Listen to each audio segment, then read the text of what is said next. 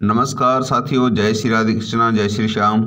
स्वागत है सभी भक्तों का आपके अपने यूट्यूब चैनल रामकृष्ण जी सेवम स्टूडियो में। मैं रामकृष्ण शास्त्री आप लोगों के लिए नई जानकारी, धार्मिक कथाएं, व्रत कथाएं आदि जानकारी लेकर के आते रहते हैं। आशा करता हूं आप सभी स्वस्थ होंगे और प्रभु से प्रार्थना करता हूं, माँ भगवती लक्ष्मी से प्रार्थना करता हूं कि आपके घर में खुशियाँ बरसाती रहे और आपकी मनोकामना पूर्ण करती रहे। चलिए बात करते हैं आज मौनी अमावस्या के बारे में।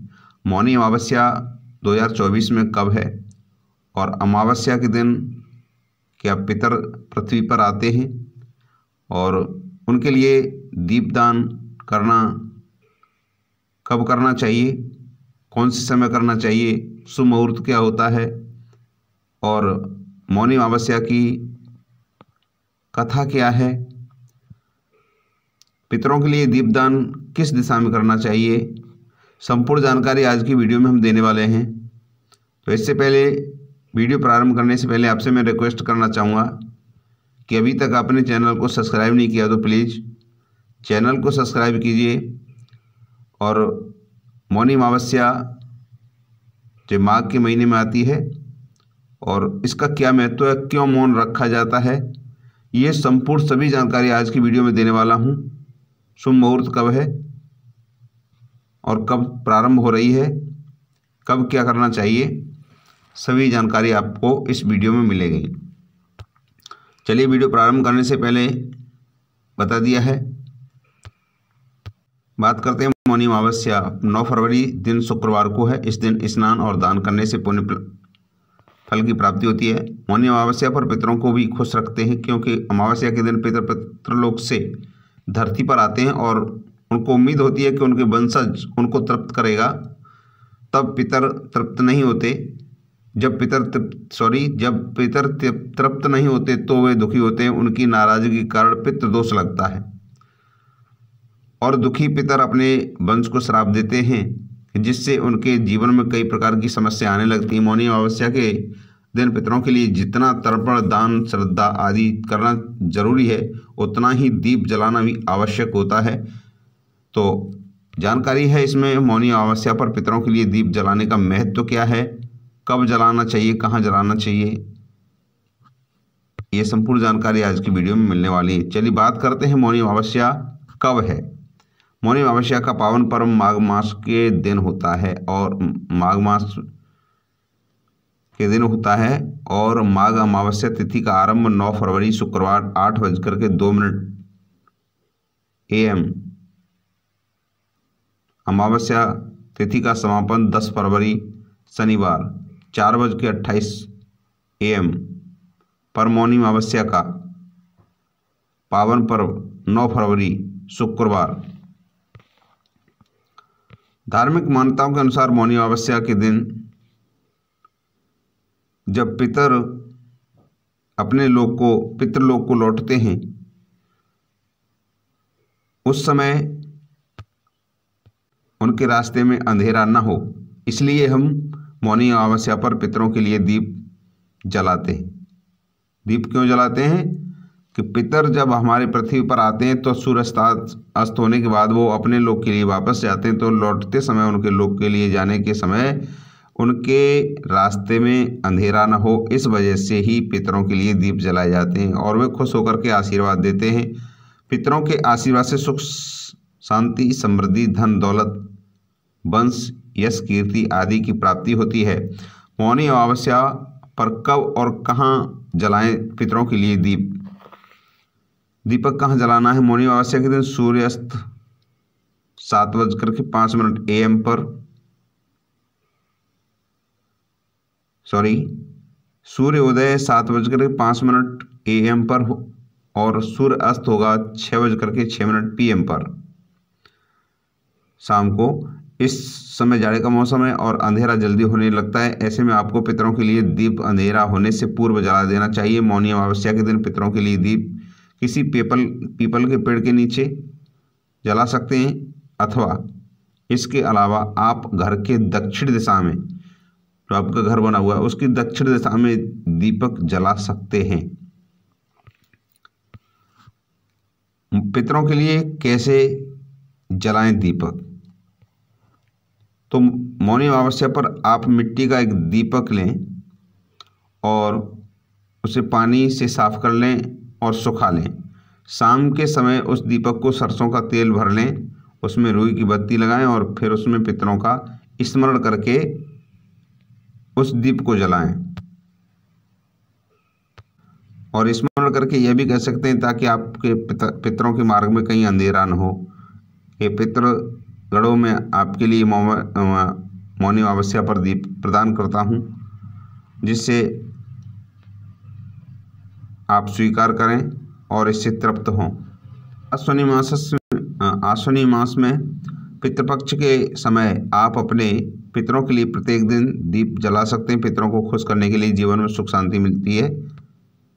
आइए बात करते हैं मौनी अमावस्या के दिन पूजा विधि विधान कैसे करें और इसकी व्रत की कथा क्या है। मौनी अमावस्या की व्रत की कथा क्या है, किस दिन व्रत रखना चाहिए, ये संपूर्ण जानकारी अब हम प्रारंभ करने वाले हैं आपके बीच में।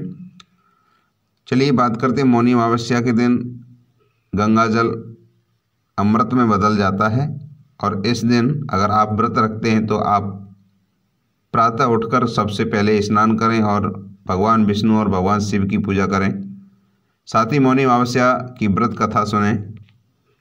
तो ये व्रत कथा इसमें बताई जा रही है। इस वीडियो को आप ज़्यादा से ज़्यादा लोगों तक शेयर करेंगे तो उसका पुण्य भी आपको प्राप्त होगा। पौराणिक कथाओं के अनुसार मौनी अमावस्या के दिन मनु ऋषि का जन्म हुआ था और इस दिन मौन व्रत कर विधिवत श्री हरि भगवान विष्णु की पूजा अर्चना करने से मुनि पद की प्राप्ति होती है। सनातन धर्म में अमावस्या तिथि का विशेष महत्व है। शास्त्रों के अनुसार जब सूर्य और चंद्रमा के बीच का अंतर शून्य हो जाता है तो अमावस्या तिथि का योग बनता है। धार्मिक मान्यताओं के अनुसार अमावस्या तिथि भगवान विष्णु को अत्यंत प्रिय है और मौनी अमावस्या पर मौन धारण कर स्नान करने का विधान है। इस दिन पीपल के पेड़ पर या भगवान विष्णु की विधिवत पूजन भी काफ़ी महत्वपूर्ण माना गया है। स्कंद पुराण में वर्णित एक कथा के अनुसार बिना व्रत कथा पाठ किए किसी भी व्रत को पूर्ण नहीं माना जाता। अगर आप मौनी अमावस्या के दिन व्रत रख रहे हैं तो इस कथा को जरूर सुनें और वीडियो को भी ज़्यादा शेयर करें। चलिए बात करते हैं मौनी अमावस्या की व्रत कथा के बारे में। पौराणिक कथा है। प्राचीन काल में कांचीपुरी में देव स्वामी नामक का एक ब्राह्मण रहता था और उसकी पत्नी का नाम था धनवती। उसके 7 पुत्र थे, एक पुत्री थी। पुत्री का नाम गुणवती।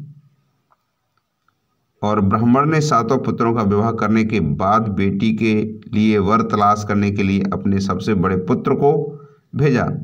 उसने एक ज्योतिषी को कन्या की कुंडली दिखाई। उसने बताया कि विवाह होते ही कन्या विधवा हो जाएगी। ज्योतिष की बात सुन ब्राह्मण दुखी हो गया और उसने उससे उपाय पूछा कि इसका उपाय क्या है। उपाय पूछने पर ब्राह्मण ने बताया कि सिंघल द्वीप पर एक शोभा नामक धोबिन रहती है। यदि कन्या की शादी से पहले घर आकर वह पूजन करे तो यह दोष दूर हो जाएगा। ब्राह्मण ने गुणवती को अपने सबसे छोटे पुत्र के साथ सिंघल द्वीप भेजा। दोनों सागर किनारे पहुंचकर उसे पार करने की कोशिश करने लगे। जब समुद्र को पार करने का कोई रास्ता नहीं मिला तो भूखे प्यासे एक वृक्ष के नीचे, बरगद के वृक्ष के नीचे आराम करने लगे। पेड़ पर घोंसले में एक गिद्ध का परिवार रहता था।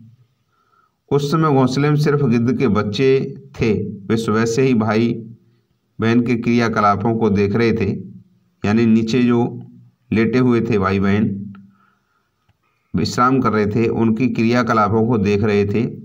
शाम को जब गिद्ध के बच्चों की माँ भोजन लेकर के घोंसले में आई तो वे उस भाई बहन की कहानी को बताने लगे। उनकी बात सुनकर के गिद्ध की माँ को नीचे बैठे भाई बहन पर काफी दया आई और बच्चों को आश्वासन दिया कि वह उनकी समस्या का समाधान करेगी। यह सुनकर के गिद्ध के बच्चों ने भोजन ग्रहण किया। दया और ममता में वशीभूत गिद्ध माता उनके पास आई और बोली कि मैंने आपकी समस्या को जान लिया है। इस वन में जो भी फल फूल मिलेगा मैं आपके लिए लेकर के आती हूँ तथा प्रातःकाल में आपको सिंगलदीप धोबिन के पास पहुँचा दूंगी। अगले दिन सुबह होते ही गिद्ध माता ने दोनों भाई बहनों को समुद्र पार करा करके सिंगलदीप शोभा के पास पहुँचा दिया। गुणवती प्रतिदिन सुबह सूर्योदय से पहले शोभा का घर लीप दिया करती थी। एक दिन शोभा ने अपनी बहुओं से पूछा कि प्रतिदिन सुबह हमारा घर कौन सा लीपता है। बहुओं ने तारीफ बटोरने के लिए कहा कि हमारे अलावा और ऐसा कौन कर सकता है। इसलिए शोभा को उनकी बातों पर यकीन नहीं हुआ और वह यह जानने के लिए पूरी रात जागती रही। तभी उसने सुबह गुणवती को घर साफ करते हुए देखा और उससे उसकी परेशानी पूछा। गुणवती ने अपनी परेशानी बताया, जिसे सुन शोभा चिंतित हो गई और उसके घर जाकर पूजा पाठ करने के लिए तैयार हो गई। शोभा ने ब्राह्मण के घर आकर पूजा किया, लेकिन उसके बावजूद गुणवती का विवाह होते ही उसके पति की मृत्यु हो गई। तब शोभा ने अपने सभी पुण्य गुणवती को दान कर दिया, जिससे उसका पति जीवित हो गया। लेकिन पुण्यों की कमी से शोभा के पति और बेटे की मृत्यु हो गई।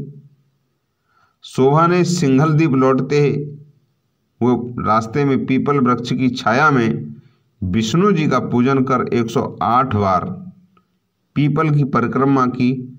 उसके पुण्य प्राप्त से परिवार के सभी सदस्य जीवित हो उठे। इस प्रकार मौनी अमावस्या के दिन किसी पवित्र नदी में स्नान कर विधिवत भगवान विष्णु की पूजा अर्चना करने व पीपल के पेड़ की परिक्रमा करने से मनोवांछित फल की प्राप्ति होती है तथा परिवार के सदस्यों पर भगवान का आशीर्वाद सदैव बना रहता है।